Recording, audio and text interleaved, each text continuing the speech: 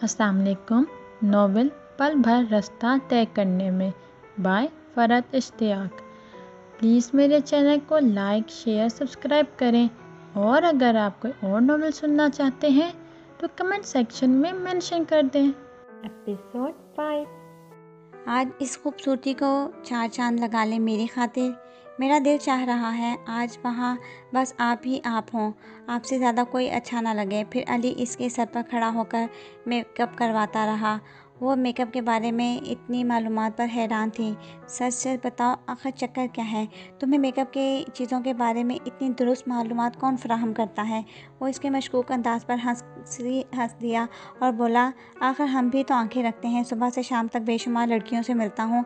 हमें शर्तिया कह सकता हूँ कि इन में से अगर अक्सर को आप मेकअप के बगैर देखें तो चीख उठें। आप तो पता नहीं कौन सी दुनिया में रहती हैं।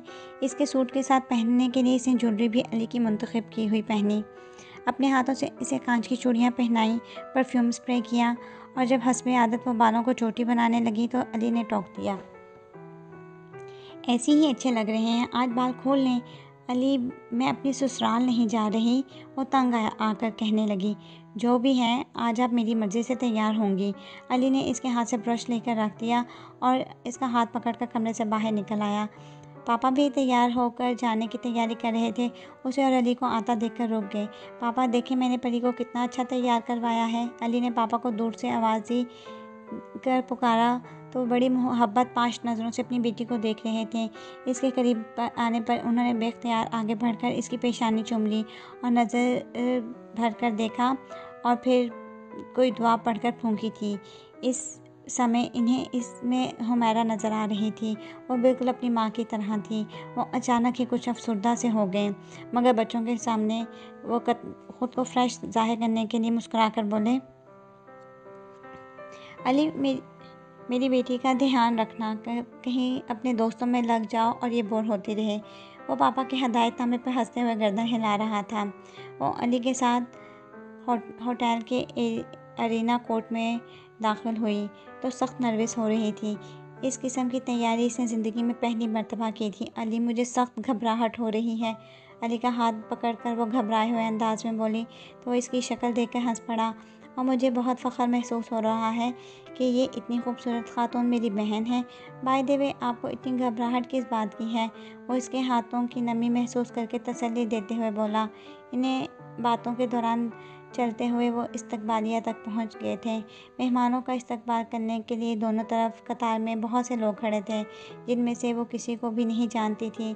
अली ने इनमें से दो लोगों से हाथ मिलाया और आगे बढ़ा तो वो भी इसके साथ चलने लगी। कुछ फासले पर राउंड टेबल के पास खड़े किसी से बातें करते मुर्तज़ा की नज़र इन दोनों पर पड़ी तो वो इन साहब से माजरत करता हुआ तेज़ी से इन लोगों के पास आ गया।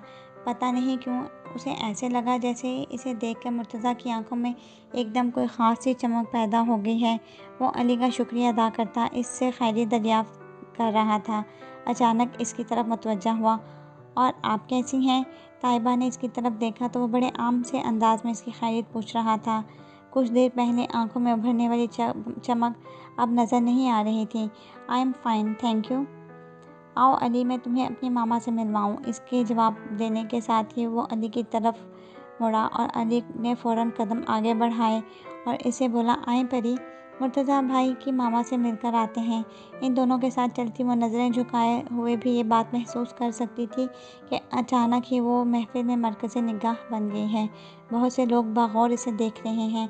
वो इतने लोगों को खुद पर देखते हुए और इनकी निगाहों से कंफ्यूज सी हो रही थी। इसके बराबर चलते हुए मुर्तज़ा ने इसकी नर्वस सी शक्ल को देखा। अली को अचानक वहाँ एक टेबल के सामने कुछ पुराने दोस्त नज़र आए तो बोला, आप चलें मुर्तज़ा भाई, मैं अभी इन लोगों से हाय हेलो करके आता हूँ। मुर्तज़ा ने इसकी बात पर गर्दन हिला दी और आगे चलने लगा तो इसकी समझ में नहीं आया कि क्या करे। अली के इन दोस्तों को वो बिल्कुल नहीं जानती थी और मुर्तज़ा के साथ जाना इसे बहुत ऑकवर्ड लग रहा था। इसी शशोपन में मुब्तला देखकर मुर्तज़ा भी एकदम रुक गया। क्या हुआ? आप रुक क्यों गई? आइए प्लीज़। वो ख़ुद को सख्त मुश्किल में महसूस कर रही थी। बड़ी मुश्किल से अपना एतमाद बहाल करके वो मुर्तज़ा के साथ चलने लगी। कुछ फासले पे पहुँच कर मुर्तज़ा एक खातून के पास रुक गया।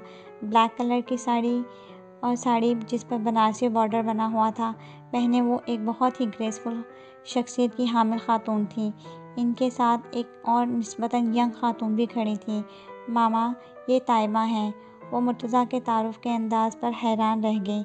इसकी मामा तो शायद अली को भी ना जानती हों तो इसकी बहन को कैसे जानेंगी, मगर अगले पल ही इसके लिए हैरत अंगेज़ था। वो खातून अपनी बात अधूरी छोड़कर एकदम इसकी तरफ मुतवज्जा हुई थी और एक बहुत ही गहरी निगाह इस पर डालकर मुस्कुरा दी थी। उसे अपना आप इस लम्हे बहुत ही अजीब सा लगा था। भला अली के बगैर इसकी मामा से मिलने के लिए आने की ज़रूरत ही क्या थी। कैसी हो ताइबा? उन्होंने इस तरह इसकी खैरियत दरियाफ्त की जैसे इससे बेशुमार मर्तबा पहले मिल चुकी हों। वो अपनी बदअखलाक़ी पर शर्मिंदा होती हुई फ़ौरन बोली, अस्सलाम वालेकुम, मैं ठीक हूँ। वो इसकी इतनी देर बाद सलाम करने पर बेख्तियार खिलखिलाकर हंस पड़ी थी और बोली थी, वालेकुम अस्सलाम। इनके साथ खड़ी वो दूसरी खातून भी बड़ी गहरी नज़रों से इसका जायज़ा ले रही थी। इस तरह की सूरत हाल का सामना वो ज़िंदगी में पहली मर्तबा कर रही थी और अपने नर्वस होने पर इसे खुद पर बहुत गुस्सा आ रहा था। उसी वक्त अली भी आ गया तो इसने सुकून का सांस लिया। अचानक ऐसा लगा जैसे वो महफूज हो गई हो। बेइख्तियारी में इसने धीरे से अली का हाथ पकड़ लिया कि वो कहीं फिर ना गायब हो जाए। इसके इस तरह अली के हाथ पकड़ने को किसी और ने देखा या नहीं देखा, मगर मुर्तज़ा की तेज़ निगाहों से ये चीज़ छुपी नहीं रह सकी। बेख्तियार एक गहरी मुस्कुराहट इसके चेहरे का अहाता कर लिया। अली ने मुर्तज़ा के तारुफ़ करवाने पर इसकी मामा को सलाम किया तो उन्होंने बड़ी ही खुशदिली से इसके सलाम का जवाब देते हुए कहा, बहुत ज़िक्र सुना है तुम्हारा मुर्तज़ा से, बल्कि ऐमन भी तुम्हारे बारे में बता रही थी। इसकी बात पर अली ने मुस्कुराते हुए कहा, मुझे उम्मीद है वो ज़िक्र तारीफ़ ही में था। वो अपने बाकी तमाम मेहमानों को फरामोश किए इन दोनों की तरफ मुकम्मल तौर पर मुतवज्जा थी। ताइबा को इनकी खुद पर थोड़ी थोड़ी देर बाद पड़ने वाली गहरी निगाहों से बहुत उलझन हो रही थी। और बेटा आप क्या करती हैं? उन्होंने ताइबा से पूछा तो इसने इनकी तरफ देखकर धीरे से जवाब दिया, मैंने मेडिसिन पढ़ी है और अपने पापा ही के हॉस्पिटल में काम करती हूँ। वो अपना एतमाद किसी हद तक बहाल करने में कामयाब हो चुकी थी। इसे बड़े सुकून से जवाब दिया। इसके जवाब पर उन्होंने एक सताइशी निगाह इसके सरापे पर डाली थी। मुर्तज़ा की मामा से फारिग होकर अली अपने कुलीग से मिलवाने ले आया। खुद मुर्तज़ा इन दोनों को छोड़कर अपने दीगर मेहमानों की तरफ मुतवज्जा हुआ। अली के कुलीग्स के साथ ही वो दोनों भी इसी की टेबल पर बैठ गए और बातें होने लगी। इनमें से एक दो ख़वातीन भी थीं, इसे बोर नहीं हो रही थी। थोड़ी देर के बाद मुर्तज़ा की मामा अपने साथ दो लड़कियों को इसके पास लिए कर आ गई और इनसे बोली, भाई ताइबा, इनसे मिलो, ये मेरी बड़ी बेटी है सबा और ये छोटी है शिफा। वो अपनी कुर्सी पर से खड़ी होकर इन दोनों से हाथ मिलाने लगी। इन दोनों की ड्रेसिंग का स्टाइल ही बता रहा था कि वो शादीशुदा हैं। इनसे मिलते वक्त वो इन दोनों की गर्मजोशी और एक्साइटमेंट का मुजाहरा देख चुकी थी। हम बहन भाई में से सबसे बड़े मुर्तज़ा हैं, फिर मैं हूँ, मेरे बाद शिफा और हमसे छोटी ऐमन जिसकी आज इंगेजमेंट है। सबा ने इसकी तरफ बड़े गौर से देखते हुए बताया तो इसने गर्दन हिला दी। मेज़ पर मौजूद बाकी तमाम लोग भी इसकी तरफ मुतवज्जा हो गए तो वो देखने लगी। सबा को देख रही थी जिसने हाथ मिलाने के बाद अभी तक इसका हाथ बड़ी मोहब्बत से थामा हुआ था। 2-4 मिनट वो लोग इससे रस्मी बात करते रहे, मगर ताइबा को ऐसा लगा जैसे वो बातें करने से ज़्यादा इसका जायज़ा लेने में मसरूफ़ थी। इन लोगों के जाने के बाद वो दोबारा कुर्सी पर बैठ गई और बराबर बैठे हुए अली से बोली, अली घर चलो। अली इसका हतमी और दो टोक अंदाज देखकर कुछ कहने के लिए मुँह खोला तो वो आहिस्ता आवाज़ में बोली, मुझे बहुत बोरियत हो रही है और मुझे फ़ौरन घर वापस जाना है। ये बहन भाई क्या राज़ो न्याज़ कर रहे हैं? अली की कुलीग मिसेस खुरम ने दरियाफ्त किया तो मुस्कुराते हुए इन्हें अपने घर वापसी का बताने लगी। फिर अली के तमाम साथियों से खुदाफिज कहती वो खड़ी हो गई। इसके अंदाज से अली को पता चल गया था कि अब वो मज़ीद एक सेकंड भी नहीं रुकेगी, इसलिए वो बग़ैर किसी हुज्जत के खड़ा हो गया। वापसी के रास्ते में चलता अली इधर उधर नज़रें दौड़ाकर मुर्तज़ा को तलाश कर रहा था ताकि इनसे इजाज़त ले सके। 3-4 अफराद के साथ बातें करता खड़ा मुर्तज़ा इसे नज़र आया तो वो आगे बढ़कर इसकी तरफ चला गया, लेकिन जब कि वो वहीं खड़ी अली की वापसी का इंतज़ार करती रही। वो खामोशी से खड़ी अली की वापसी की मुंतज़िर थी। इसी तरफ देख रही थी। अली की बात सुनकर मुर्तज़ा भी इसके साथ चलता हुआ इस तरफ आ गया और इसके पास आकर वो बड़ी संजीदगी से बोला, आपके आने का बहुत शुक्रिया। वैसे ये जो ऐमन है मेरी सबसे छोटी बहन है और इससे बड़ी दोनों बहनों की शादी हो चुकी है। वो इसके मुंह से इतनी गैर मुतल्लिका बात सुनकर हैरान रह गई। वो इसे अपनी फैमिली की तफसीलात किस खुशी में फराहम कर रहा था। ताइबा की नज़र इसके चेहरे पर पड़ी तो वहाँ लबों पर मुस्कुराहट और आंखों में ढेर सारी शरारत नज़र आई। अचानक इसकी नज़र अली पर पड़ी तो अपनी मुस्कुराहट छुपाने की नाकाम कोशिश करता नज़र आया। इसका मूड एकदम ख़राब हो गया। इसके चेहरे पर फैलते नागवारी के रंग अली से छुप ना सके तो वो जल्दी से मुर्तज़ा से हाथ मिलाकर अलविदाई कलमात अदा करने लगा। वो अली से पहले ही अपनी गाड़ी की तरफ बढ़ गई थी। रास्ते में अली ने 2-3 मरतबा इसे मुखातिब करने की कोशिश की, लेकिन इसने किसी बात का जवाब न दिया और घर आते ही अपने कमरे में घुस गई। अगला पूरा दिन इसने अली से बात किए बगैर गुजार दिया। रात में वो अकेली लॉन पर में वॉक कर रही थी जब अली भी आकर इसके साथ साथ चलने लगा। परी, आप मुझसे क्यों नाराज़ हैं? इसने एक लम्हे के लिए रुक कर इसकी तरफ देखा और दोबारा चलना शुरू कर दिया। परी, प्लीज़ मेरे से बात करें। वो इसका हाथ पकड़कर इससे दरख्वास्त करने लगा और बोला तो इसने अली का हाथ झटके से सर्द लहजे में छोड़ा और कहा, Ali, do you take me for a fool? हरगिज़ नहीं। अली ने पुरजोर अंदाज में इसकी बात की तरदीद की। एक ऐसी बात जो हम बहन भाइयों के दरमियान हुई थी, क्या तुम्हें उसे बतानी चाहिए थी? वह नाराज़ लहजे में बोली, बिलीव मी, मैंने इन्हें कोई बात नहीं बताई। आपके ख्याल से क्या मैं इतना अहमक हूँ कि इन्हें उनके और उनकी बहनों के बारे में आपके नादर और नायाब ख़यालात बताऊँगा? फ्रेंडशिप अपनी जगह, लेकिन मैंने उन्हें ये बात हरगिज़ नहीं बताई। अली की बात पर वो तंज़िया अंदाज में हंसी। फिर शायद उन्हें फ़रिश्तों ने आकर बताया होगा। वो अली की गलत बयानी पर चिढ़ गई। परी, मेरा यकीन करें, मैंने इन्हें कुछ नहीं बताया। आपकी तरह इनकी बात पर मैं भी हैरान हुआ था और साथ साथ इनकी ज़हानत का भी कायल हो गया था। ये बात तो आप भी मानती हैं कि मुर्तज़ा भाई गैर मामूली ज़हीन आदमी है। मुझे तो कभी कभी इनकी ज़हीन आँखों से खौफ आने लगता है। ऐसा लगता है कोई एक्सरे मशीन है जो हमारे अंदर का सारा हाल खींच रही है और कैच कर रही है। वो आपके फेस एक्सप्रेशन से शायद कोई बात भांप गए थे। आप इनकी बहनों और कज़न्स को देख भी तो खालिस्तान टिपिकल बहनों वाले स्टाइल में रही थी। अली ने अपनी बात के अख्ताम पर इसकी तरफ शौक़ नज़रों से देखा, जबकि वो हनूज संजीदा शक्ल बनाए वॉक कर रही थी। फिर भी आइंदा मैं तुम्हारे साथ तुम्हारे किसी जानने वालों के हरगिज़ नहीं जाऊंगी। इसकी बात पर अली ने बड़ी आजिज़ी से इसकी तरफ देखते हुए कहा, परी, वो तुमसे मजाक कर रहे थे, लेकिन मेरा इनके साथ कोई मजाक का रिश्ता नहीं है। वो जो मेरे साथ मजाक करते फिरे। समझा देना अपने मुर्तज़ा भाई को। पैर पर तख्ती अपने कमरे में चली गई। कौन था जो इसकी शख्सियत के गिर्द खिंचे हिसार को तोड़ने की कोशिश कर रहा था? इसे अपने आप को एक किले में कैद कर रखा था और किसी को भी इस बात की इजाज़त नहीं दे सकती थी कि वो इस किले में दाखिल हो। वो कमरे में लेटकर भी बहुत देर तक खोलती रही। अगले रोज़ इसने अली के साथ अपना रवैया नॉर्मल कर लिया। वो अली को ये नहीं बता सकती थी कि इसे असल गुस्सा इसकी मामा और बहनों के मिलने के अंदाज पर आया है। वो नासमझ बच्ची नहीं थी जो इनके अंदाज से कुछ समझ नहीं पाई।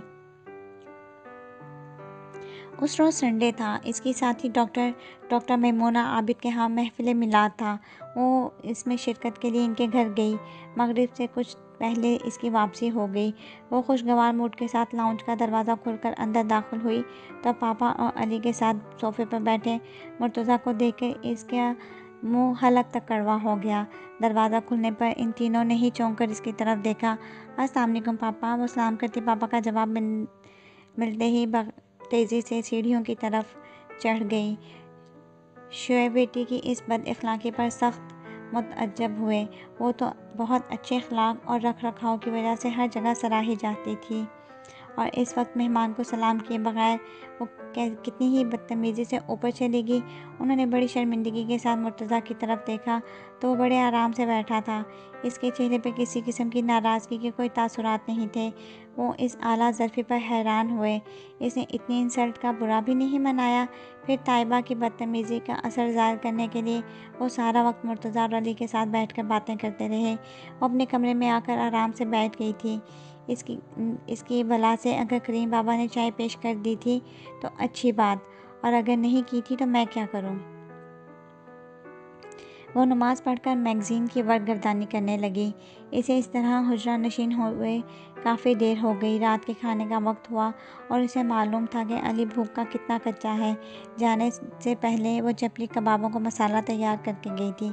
अब वो सिर्फ तलने का काम रहता था। पुलाव के लिए यखनी भी तैयार थी, सिर्फ चावल भगाने थे। ये तमाम काम करीम बाबा के बस की बात नहीं थी, इसलिए वो अपने कमरे से निकल आई। लाउंज में अभी भी इन तीनों की बातों की आवाज़ आ रही थी। मौसूफ बड़ी ही फुर्सत से आकर बैठे हैं, इसने जलकर सोचा। फिर जब तमाम चीज़ें तैयार हो गईं और इसने खाना मेज़ पर चुन दिया तो करीम बाबा से इन लोगों को खाने के लिए बुलाने का कहकर दोबारा अपने कमरे में बंद हो गई। अपनी प्लेट में सलाद डालते हुए पापा ने करीम बाबा से ताइबा के बारे में पूछा था। वो कहने लगे, बेटा कह रही हैं उन्हें भूख नहीं है, बाद में खाएंगी। ऐसी ही है वो खाने पीने के मामले में। वहाँ मिलाद में ज़रा कुछ चख लिया होगा, बस अब खाना नहीं खाएगी। पापा ने मुर्तज़ा से कहा तो उसने मुस्कुराते हुए गर्दन हिला दी। रात 10 बजे मुर्तज़ा की वापसी हुई तो वो अपने कमरे से निकल पाई। पापा सोने के लिए अपने कमरे में चले गए थे और अली भी शायद ड्राइंग रूम में था। वो किचन में आकर अपने लिए खाना निकालने लगी। वो अली से साफ साफ लफ्ज़ों में कहना चाहती थी कि इसे मुर्तज़ा हाशमी की अपने घर में आमदोरफ्त पसंद नहीं है, इसलिए इस दोस्त को घर से बाहर ही रखो। मगर एक झिझक सी आड़े आ गई। वो अपनी नापसंदीदगी की क्या वजह बताएगी।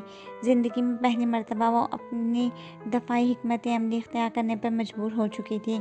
मुकाबिल के वार का सामना करने की हिम्मत इसे खुद में नज़र नहीं आ रही थी। अपना डिफेंसिव होना अच्छा नहीं लग रहा था, मगर वो इस तरह दंदनाता हुआ घुसता चला आ रहा था कि वो अपने किले के दरवाजे मजबूती से बंद किए खुद को मुमकिन शिकस्त से बचाने की कोशिश कर रही थी। वो और अली लाउंज में बैठे टीवी पर स्टार स्पोर्ट्स देख रहे थे। फ़ोन की बेल पर ताइबा ने आगे बढ़कर रिसीवर उठाया तो दूसरी तरफ वालेकुम अस्सलाम। इसने सलाम का जवाब देते ही अगली बात से कबल ही इसका रिसीवर अली की तरफ बढ़ा दिया। वो सवालिया नज़रों से इसकी तरफ देख रहा था। कौन है? इसने इशारे से पूछा तो वो आवाज़ बुलंद बोली, आपके भाई मुर्तज़ा का। इसकी आवाज़ दूसरी तरफ बड़े आराम से सुनी गई होगी, इस बात का इसे 100% यकीन था। अली ने इसके हाथ से रिसीवर ले लिया और बात करने लगा। वो टीवी बंद करके वहाँ से उठ गई। किचन से पानी पीकर लॉन की तरफ जा रही थी। अली अभी अभी मुर्तज़ा से बात कर रहा था। आपको खुद ही शौक़ है मुश्किल काम करने का, मैंने तो पहले ही आपको बताया था। वो पता नहीं किसके बारे में बात कर रहा था, दूसरी तरफ से पता नहीं क्या जवाब दिया था कि अली कहकहा लगाकर हंस पड़ा था। मुर्तज़ा भाई, ये आपकी ज़िंदगी का मुश्किल तरीन प्रोजेक्ट है, इसे कहीं आसान तो अहराम मिस्र की ड्राइंग होगी, वो हंसते हुए कह रहा था। वो दोनों शायद अपने किसी नए प्रोजेक्ट को डिस्कस कर रहे थे। ताइबा लॉन में चली गई थी। अली ने इसे यहाँ आते और लॉन की तरफ जाते नहीं देखा था। छुट्टी का दिन था। वो अली के साथ घर के रोज़मर्रा इस्तेमाल का सामान ख़रीदने सुपरमार्केट आई थी। घर वालों की खुराक के बारे में वो जितनी फ़िक्रमंद रहा करती थी, इसका तकाजा था कि वो फ्रूट, सब्ज़ी, गोश्त सबको खुद ख़रीद कर लाए। तकरीबन 2 घंटे अली बेचारा इसके साथ ख्वार हुआ, तब कहीं जाकर इसकी शॉपिंग मुकम्मल हुई। वापसी में घर जाने के बजाय अली ने गाड़ी किसी दूसरे रास्ते पर डाल दी तो ये पूछने लगी, कहाँ जा रहे हो? वो तेज़ रफ्तारी से ड्राइव करता हुआ बोला, मुर्तज़ा के घर। हमारे घर से करीब ही है इनका घर, मुझे इनसे एक ज़रूरी फ़ाइल लेनी है, सिर्फ 2-3 मिनट लगेंगे। वो इसके जवाब में बदमज़गी से बोली, अली पहले मुझे घर ड्रॉप कर दो, फिर जहाँ मर्ज़ी चले जाना। पर ये क्या हुआ है आपको? क्या हो गया है आपको? ऐसा भी उन बेचारों ने आपके साथ क्या कर दिया है जो आप उनके साथ इतनी दुश्मनी पाल रही हैं? वो अली के जवाब में नाराज़ शक्ल बनाकर चुप हो गई। 5-6 मिनट बाद ही गाड़ी एक शानदार मकान के सामने रोककर अली बाहर निकला। इसे देखकर चौकीदार ने पूरा गेट खोलने लगा। वो इस मकान की तरफ से रुख मोड़कर कसदन दूसरी तरफ देखने लगी। अली ने एक नज़र इस पर डाली और अंदर चला गया। अली को ये 3-4 मिनट हो गए। वो दिल ही दिल में दुआ मांग रही थी कि मुर्तज़ा या इसके घर वालों में से किसी फ़र्द के साथ इसकी मुलाकात ना हो। अली गेट से बाहर निकलता नज़र आया तो इसने शुक्र अदा किया, मगर इनके पीछे ही मुर्तज़ा की मामा को देखकर वो एकदम बौखला गई। इन्हें गाड़ी की तरफ आता देखकर वो जल्दी से बाहर निकल आई और इनसे पहले चलती इनके पास आ गई। अस्सलाम वालेकुम। इसके सलाम का जवाब देने के बाद वो खफरी भरे लहजे में बोली, यहाँ तक आकर बाहर से ही चली जाओगी? अली कह रहा था कि तुमने अंदर आने से मना किया है। क्यों भाई, क्या हम लोग इतने तुम्हें अच्छे नहीं लगे? वो अपनायत से बोली तो वो बुरी तरह शर्मिंदा हो गई। ऐसी बात नहीं है आंटी, दरअसल इस वक्त मैं कुछ जल्दी में हूँ, इसलिए। वो अपनी वजाहत देते हुए उनको मुतमईन करते हुए बोली, तुम मुझे अली के सामने शर्मिंदा करवाओगी? चलो अंदर, शाबाश। वो इतनी बड़ी खातून इसे खुद गेट पर आकर बुला रही थी। वो इतनी बदतमीज़ कभी भी नहीं थी कि इन्हें मना कर देती। सो नाचार इनके साथ गेट के अंदर कदम रख दिया। इनके साथ चलते इसने लाउंज में कदम रखा तो सामने ही सोफ़े पर मुर्तज़ा और एक लड़की बैठी थी। दोनों ही के चेहरों पर इसे देखकर मुस्कुराहट आ गई। मुर्तज़ा अपनी जगह पर से ऐसे खड़े हुए थे और इसे सलाम किया था। इसे ऐसा लगा जैसे वो इसे घर आए मेहमान के साथ किया सलूक करते हुए कैसे करते हैं समझा रहे हों। अभी पिछले हफ्ते ही तो इसने अपने घर पर मुर्तज़ा की इज़्ज़त अफजाई की थी।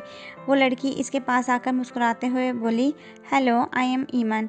इसने अपना हाथ आगे बढ़ाया जिसे ताइबा ने थाम लिया और मुस्कुराते हुए इसके हेलो का जवाब दिया। तो मामा आपको अंदर ले ही आई? अली कह रहा था कि आपको घर जाने की जल्दी है।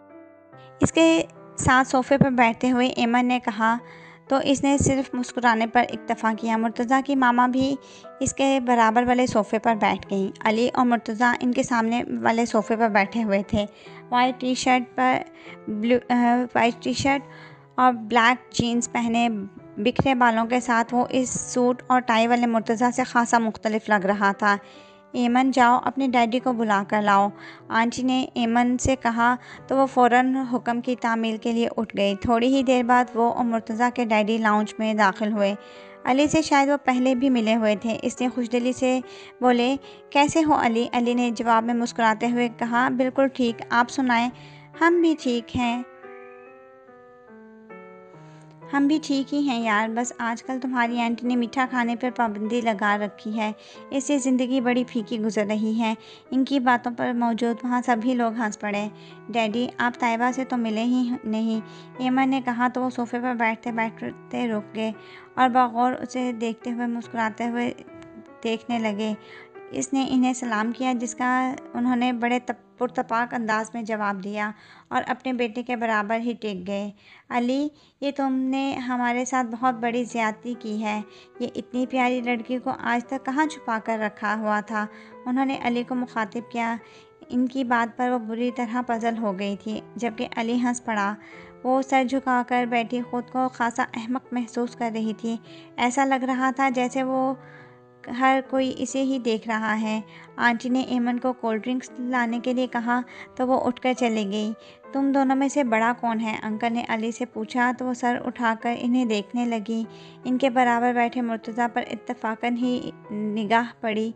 वो चेहरे पे शरारत सजाए इसे ही देख रहा था। वो इसके तासुरात से चिढ़ सी गई थी। अली अंकल की बात के जवाब में बोला, ताइबा बड़ी हैं। अच्छा, वैसे लगता नहीं है, देखने में वो तुमसे छोटी लगती है। इनकी बात पर अचानक ही इसे एक ख्याल फ़ौरन सूझा। अली मुझसे पूरे 10 साल छोटा है। 7 साल को इसने 10 सालों में बदल दिया था। थोड़ी बहुत मुबालगा आराई में कोई हर्ज नहीं। अली तो वैसे भी अपनी हाइट और जसामत की वजह से 25-26 से कम का नहीं लगता। हालांकि इसकी 27वीं सालगिरह अगले महीने है। 26 साला भाई की 10 साला बड़ी बहन यकीनन 36 साल की होगी और किसी 36 साला खातून में किसी के लिए भी कोई अट्रैक्शन नहीं होती। यहाँ तो अपने 55 साला बेटों के लिए भी 18-20 साल की लड़की तलाश की जाती है, तो 36 साल की उम्र में इसे कौन मुँह लगाएगा। वो भी अपने ज़हीन, काबिल और हैंडसम बेटे के लिए। वो अचानक बड़ी पुरसुकून हो गई थी। इसने अपनी जान बड़ी उम्दगी से छुड़वा ली थी।